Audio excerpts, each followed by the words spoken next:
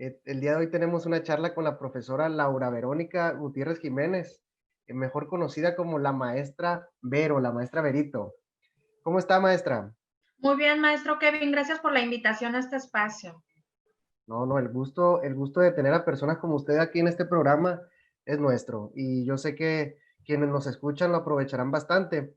Eh, Maestra, vamos a iniciar esta pequeña charla eh, con algunas preguntitas, más que nada de su experiencia, ¿no? En este momento, para que quienes no la conocen, ¿dónde se encuentra laborando ahorita usted? Bueno, actualmente estoy como directora en la primaria Niños Héroes en la comunidad de la Cofradía de San Pedro en Navolato, ubicado en el municipio de Navolato. Cofradía de San Pedro Nabolato, una zona rural. Es una zona rural. Y aparte de eso, usted también tiene experiencia en universidad de nivel superior, ¿no? Así es, estuve trabajando en UPES por 5, 6 años, seis Ujú. años. Fui asesora de tesis dentro de la asignatura del eje metodológico, así se le llama en la universidad. Me tocó asesorar dos grupos, uno de preescolar y uno de primaria. Tuve la experiencia de acercarme a asesorar también chicas y chicos de preescolar, combinado con primaria. Posteriormente fungí como coordinadora en el área de titulación, validando precisamente el proceso de titulación de los chicos, ya que concluían su tesis recepcional. Entonces, ahí estuvimos Un, trabajando en esas áreas. un perfil bastante completo, el de la maestra Vero. La Universidad Pedagógica del Estado de Sinaloa ofrece licenciaturas que permite que quienes están ejerciendo la docencia en ella se acerquen a los programas de preescolar y de diferentes niveles, ¿no? Que Así es. esto da bastante apertura en el ejercicio docente. Maestra Vero, cuénteme, ¿cuál es la formación profesional de usted? ¿Usted dónde estudió su carrera? De hecho, hay que sí, mi institución formadora es UPES, que anteriormente era UPN. Yo hago la licenciatura en la Universidad Pedagógica Nacional, ahí en la Unidad Culiacán, y ya posteriormente ya se vuelve lo que es hoy actualmente, que es la Universidad Pedagógica del Estado de Sinaloa, que ahí mismo precisamente me formé en la maestría en educación. Entonces, soy netamente upeniana y upesiana, ¿no?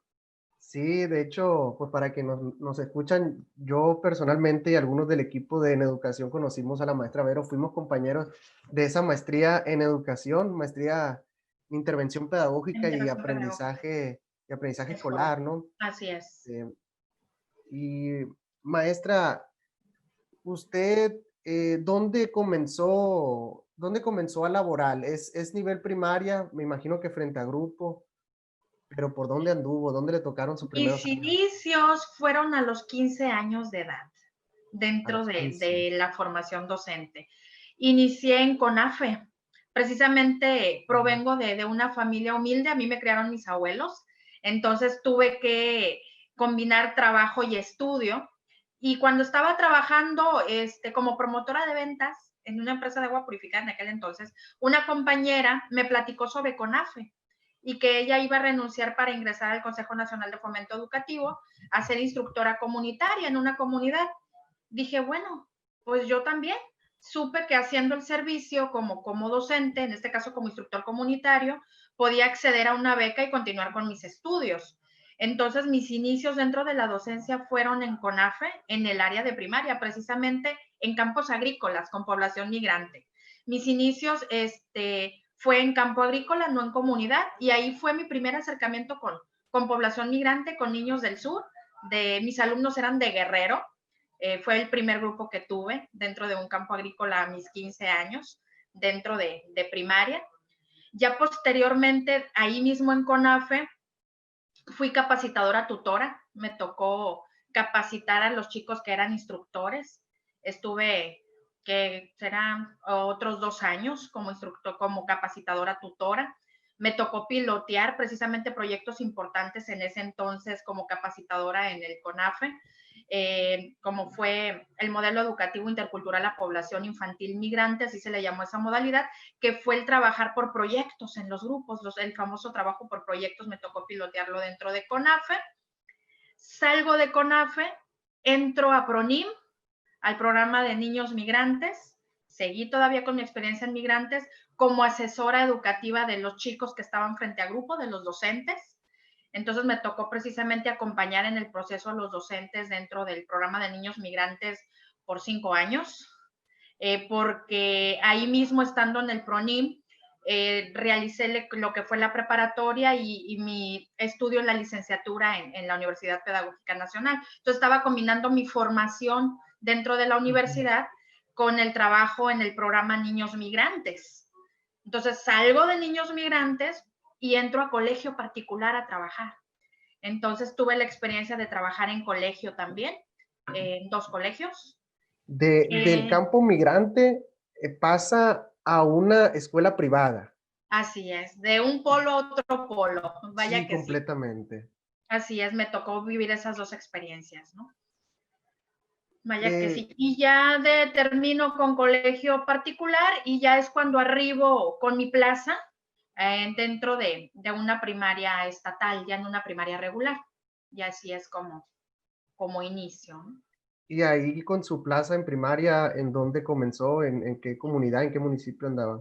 Sí, yo siempre he dicho, dentro de mi trayectoria docente, me ha tocado trabajar con población vulnerable y dentro de primaria regular no es la excepción. Me tocó fundar la escuela primaria donde inicié dentro de sistema estatal. Está inserta en la colonia Bicentenario, a un lado del basurón municipal.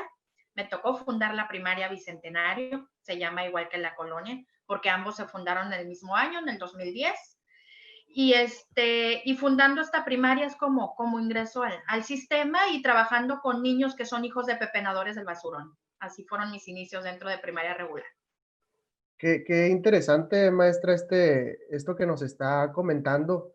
Me parece que desde el inicio, 15 años sin una formación pedagógica aún, pero forjándose en el Consejo Nacional de Fomento Educativo, CONAFE, me imagino que puede llegar a ver o haber tenido experiencias muy impactantes, ¿no? Porque en los contextos de migrantes, en contextos vulnerables, hay situaciones o episodios que vive un maestro que de alguna manera impactan en su forma de ver las cosas, en su forma de el ejercicio profesional docente. En este pequeño espacio, me voy a salir un poquito del guión, pero ¿qué episodios, qué cosas le tocó vivir con esos alumnos de Guerrero o en esos campos agrícolas, o al momento de incorporarse al sector privado, en donde de alguna manera me imagino que hay una especie de choque de lo que venía trabajando con lo que ahora está? ¿Qué episodio le gustaría compartir? Algo, una situación que usted haya vivido en ese aspecto. Yo creo que 2 cosas así que marcaron mi trayectoria con la población migrante. Una fue el encontrarme con niños extra edad. Yo tuve alumnos de 14 años, yo tenía 15, incluso niños que me superaban en estatura, más grandecitos que yo de 14, y yo era la maestra, ¿no? Entonces, el ganarme ese espacio de maestra, yo a mis 15 años con mis alumnos de 14, que estaban en quinto o sexto grado o incluso en un grado menor, ahí fue donde aprendí o me tocó vivir el decir, híjole, hay niños con rezago, que esa fue la primera experiencia que me tocó vivir. Aunado a eso, el conocer las costumbres y tradiciones, el cómo yo comprender o asimilar que una alumna mía de 14 añitos ya no cerró la primaria porque se tuvo que casar. Entonces, ¿por qué? Porque si sobrepasaba los 15 años, ya el papá ya no podía pedir la dote al futuro esposo de la niña. Y la niña tenía 14, ya casi cumplía los 15. Esta población era jamás se me olvidará, un pueblito que se llama Tlacuachiscahuaca, hasta para Caray, nombrarlo me costaba trabajo y jamás se me olvida hasta para cómo se llama el mencionarlo. pueblito de donde venían mis alumnos, de Tlacuachiscahuaca, Guerrero, de la Sierra de Guerrero, el ver y el comprender esta tradición precisamente de que las niñas se tienen que casar antes de los 15 porque si no ya son solteronas y ya el papá no puede pedir dote. Entonces el ir comprendiendo o el ir involucrándome a estas tradiciones, que son tradiciones propios de ellos como población, el entender que me diga el papá, si quiere que la niña termine la primaria, yo ya no decido sobre la niña, vaya con el esposo, y el ir con el esposo a tratar de intervenir para que me dejara estudiar a la niña fue impactante, y más porque el esposo me dijo, yo me casé para que mi esposa me hiciera comida, me lave, me planche, no para que esté en la escuela. Y pues la niña, por más que intenté convencer que concluyera su primaria, pues no concluyó. Ahora, eso es a nivel campo agrícola con mis niños del sur. Ahora acá en un colegio privado, yo con todo el ímpetu de trabajar de manera colaborativa, en equipo, entonces llego yo implementando esta forma de trabajo en el colegio donde me inicié y que me tenían a prueba precisamente las primeras semanas, y la auxiliar, nuestra coordinadora ahí en el colegio, me observó y de repente finaliza la sesión y me dice, baje para hablar con usted junto con la directora, y que la directora me dijera, ¿sabe qué? Prohibido el trabajo en equipos. ¿Por qué? Porque aquí lo que se busca es disciplina, no que hagan relajo, y usted tuvo mucho relajo en su sesión de clases. Entonces, aunque un relajo organizado, le llamo yo, pero me prohibieron trabajar precisamente el promover el trabajo en equipo, porque lo que ellos exigían era disciplina, que ahí era netamente trabajo individual. Entonces, el irme amoldando a, híjole, acá en colegio particular es otra forma de trabajo, me están pidiendo otra cosa, sí me costó de un polo a otro polo, ¿no? Tiraron a Vygotsky por la ventana, ¿no? Y el trabajo Así es. colaborativo y métodos Y novedosos, no. no, aquí es netamente de usted disciplina, tenga el grupo disciplinado, el grupo que cumpla con el horario en la materia que tiene que ser, a la hora que tiene que ser, saque producto y que el grupo salga bien académicamente, a eso dedíquese. Y pues fue el irme moldando a las nuevas disposiciones, ¿no? De un programa acá, el CONAFE, niños migrantes, a un colegio particular.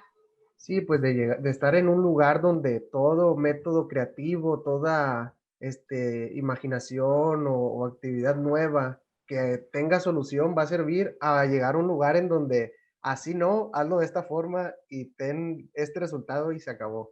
Así No, es. completamente diferente, maestra. Y la experiencia a nivel superior, ¿cuándo llegó? Usted ya tenía un recorrido trabajado que me mencionaba, comienza su plaza inaugurando una escuela en un contexto vulnerable, y la experiencia a nivel superior, ¿cuándo llega? ¿Cuándo llega esa oportunidad? Bueno, como dije, soy hija de la Universidad Pedagógica Nacional. Estando ahí, me tocó precisamente compartir experiencias con diversos compañeros que actualmente siguen trabajando en UPES. Y un compañero en ese entonces estaba como coordinador dentro de la Universidad Pedagógica, y se jubiló un maestro precisamente que dejaba vacante el espacio de ser asesor de tesis dentro del área del eje metodológico. Entonces, mi compañero pues sabía que yo provenía de la universidad, sabía cómo se estructuraba la tesis dentro de los lineamientos que sigue la universidad, sabía de mi experiencia en ese sentido, y me llama para hacerme la entrevista, me hacen la entrevista en el 2010 precisamente, en el 2010 que estaba en Bicentenario, es cuando se me da la oportunidad, y estaba combinando lo que era la dirección en la primaria con la universidad, dentro como asesora de tesis, primeramente de un grupo de primaria y ya posteriormente me asignaron el de preescolar. Entonces, gracias a este amigo, es como yo Sí. ingreso de nueva cuenta a UPES, UPN, como maestra, ya no como alumna. Y lo que son por azares de la vida. Cuando yo me titulé de UPN, yo dije, voy a regresar, pero como maestra. Y dicho y hecho, regresé como maestra. Y lo que sí nunca pensé, ser coordinadora de titulación. A lo mejor si me lo hubieran dicho en aquel momento no me lo hubiera creído, pero me tocó vivir esa experiencia también, ¿no?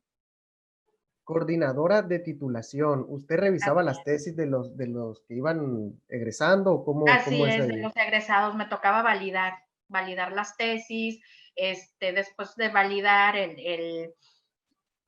programarles su examen, el asignarles los sinodales, Oh. igual los que estaban en proceso de culminar su tesis, el asignarles asesores para su revisión, para que la terminaran de pulir antes de validar, todo ese tipo de tareas.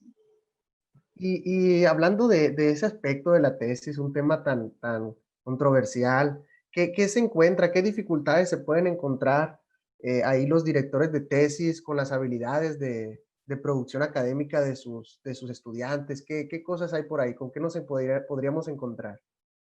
Bueno, dentro de las cosas que veíamos, se podía detectar, por ejemplo, eh, problemas a nivel redacción, a nivel coherencia a la hora de redactar, que ahí se tenía que apoyar al chico para que se diera coherencia en la redacción y en la organización de cada uno de los apartados del tema que estaba tocando dentro de la tesis.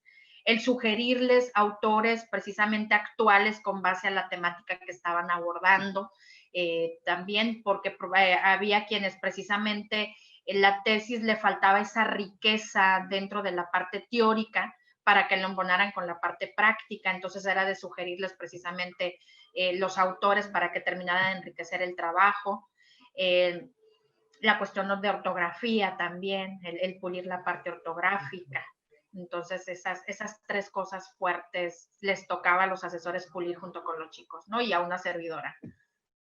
El citado de Norma Zapa, ¿no? También Las que famosas normas APA, el precisamente que si es cita larga, va centrada, una letra menos, el Arial, todo ese tipo de normas que se tienen que trabajar a la hora de citar y sobre todo que dentro del citado ellos pudieran establecer una explicación argumentada de lo que estaban citando con base a práctica, hacer esa hilación. y fíjese que hay una cuestión ahí muy importante que menciona, maestra. eh, en el área educativa resulta en ocasiones para muchos profesionales, incluso ya en servicio, eh, esa dificultad para poder enlazar la teoría, lo académico con lo práctico, ¿no? Es una dificultad que se hace patente en ocasiones en los consejos técnicos escolares, en las conversaciones, eh, y a pesar de que existe, hay que decirlo, la academia apoya bastante y enriquece la práctica profesional educativa, ¿no? Yo creo que es una tarea muy importante la que usted como coordinadora de titulación hizo y es un ejercicio que los directores de tesis pues hacen también, ¿no? Porque se encuentran con habilidades de redacción que quizás, bueno, yo me imagino, habilidades de redacción que uno piensa que ya tienen habilidades consolidadas, pues, Uh -huh. vaya, y resulta que pues no es así, ¿no? Sí, lo que pasa que estamos hablando que tenemos una diversidad de jóvenes con distintas fuentes de formación. Por ejemplo, la formación de un chico que estudió preparatoria abierta en contraste a un chico que hizo preparatoria regular que hizo preparatoria regular depende de los papás y el de preparatoria abierta no, combinó trabajo y estudio, o sea, son formaciones distintas, contextos distintos y por ende a la hora que ellos realizan su tesis, son necesidades diferentes de cada uno por esa vivencia personal que tienen en su formación. Y ahí es donde el asesor de tesis y una servidora teníamos que intervenir para poder orientar a estos chicos. Muy interesante, maestra, es una experiencia muy importante esa y ese recorrido que usted ha mencionado que ha tenido es bastante sorprendente incluso. Maestra, y en este episodio de la educación nacional, en este episodio de la educación a distancia, ¿cómo le ha ido ya en su cargo de directora en una escuela primaria rural con características propias que es por allá por la Cofradía Nabolato? Este, ¿Cómo les ha ido? ¿Cómo va Bueno, Aprende en Casa? me encanta que me preguntes esto por lo siguiente. La primaria regular donde estoy son 320 alumnos, son 12 grupos, es de organización completa, rural. Resulta que de los 320, 200 son migrantes. volví precisamente a mi experiencia de Regresó. inicio, así es. Recibo de 2 campos agrícolas que están insertados en La Palma, que está precisamente ahí cercano esos 2 campos a la cofradía de San Pedro, que es donde estoy.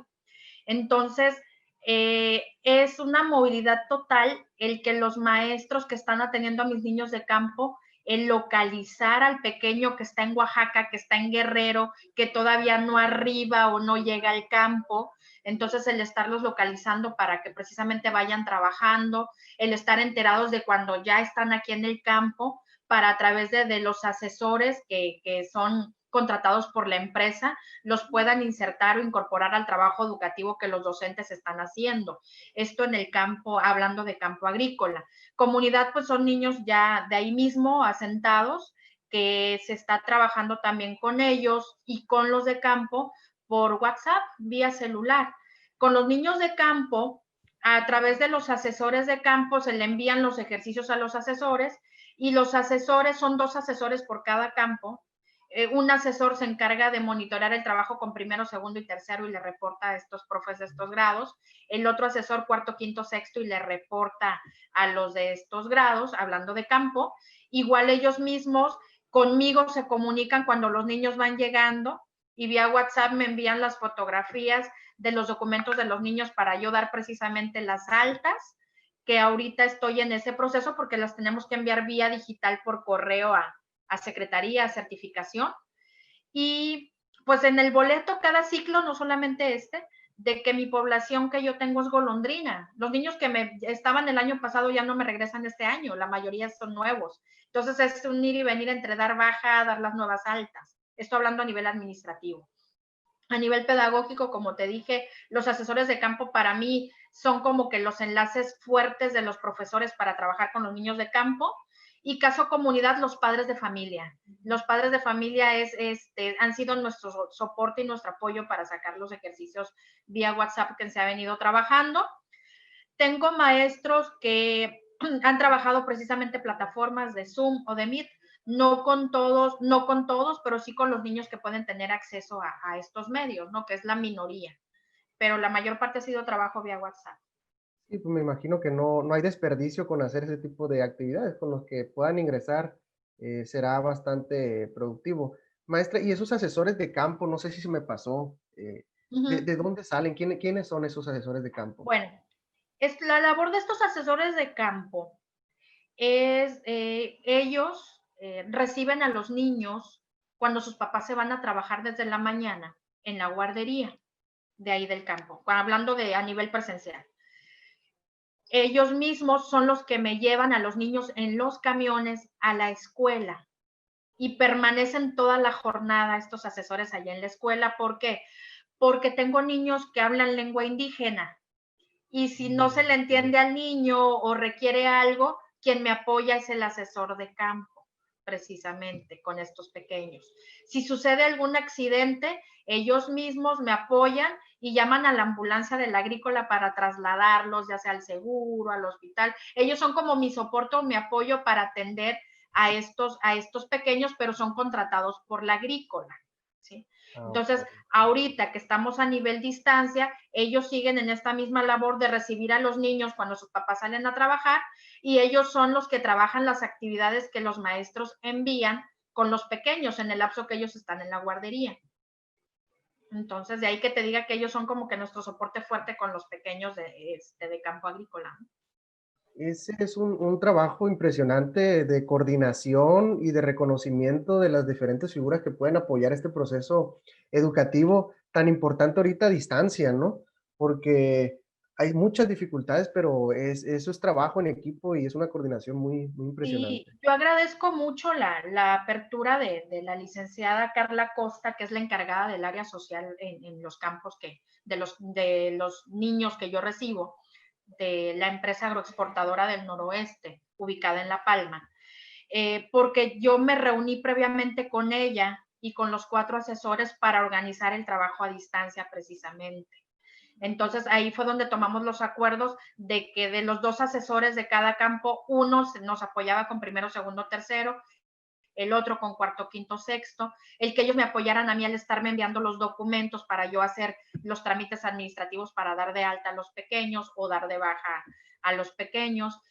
Ella misma gestionó la televisión ante la agrícola, ahorita ya les acaban de instalar la televisión precisamente para poder, será la semana pasada, ya se los conectaron, junto con el internet, para precisamente que los profes puedan enviar videos y puedan echar mano también como refuerzo de los programas de Aprende en Casa, de algún programa que puedan ver en la televisión.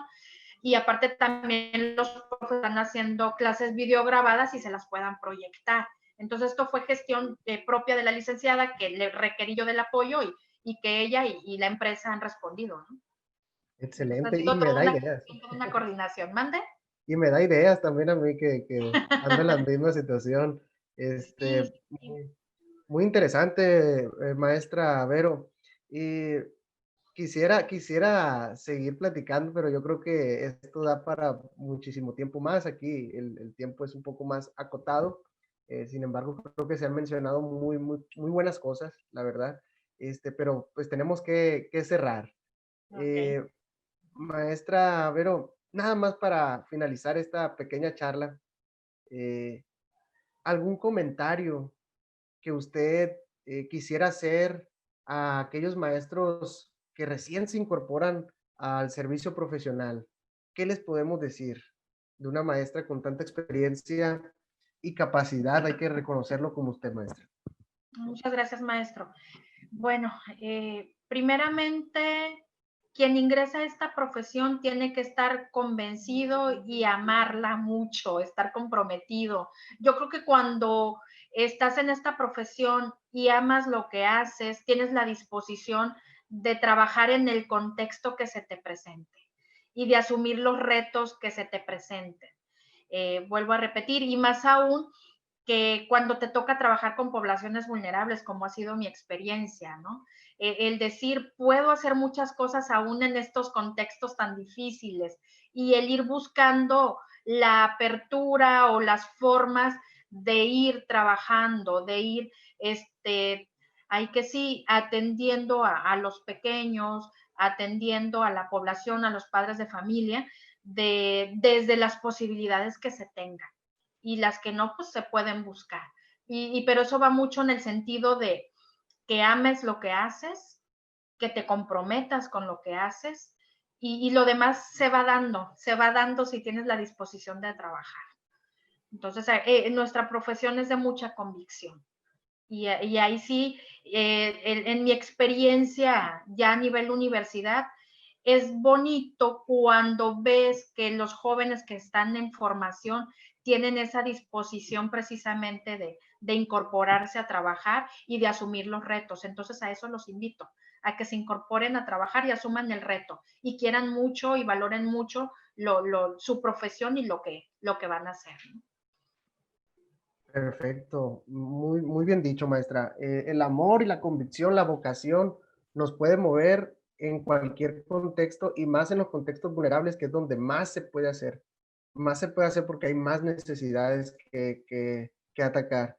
Pues, profesora Verónica, en nombre del equipo de En Educación, le damos las gracias por compartir estos minutos de esta gratificante conversación. Le agradecemos mucho y a todos nuestros seguidores, pues les encargamos compartir este video si les gusta y comentar. En Educación es una plataforma donde se converge el análisis y las prácticas educativas. A todos, muchas gracias.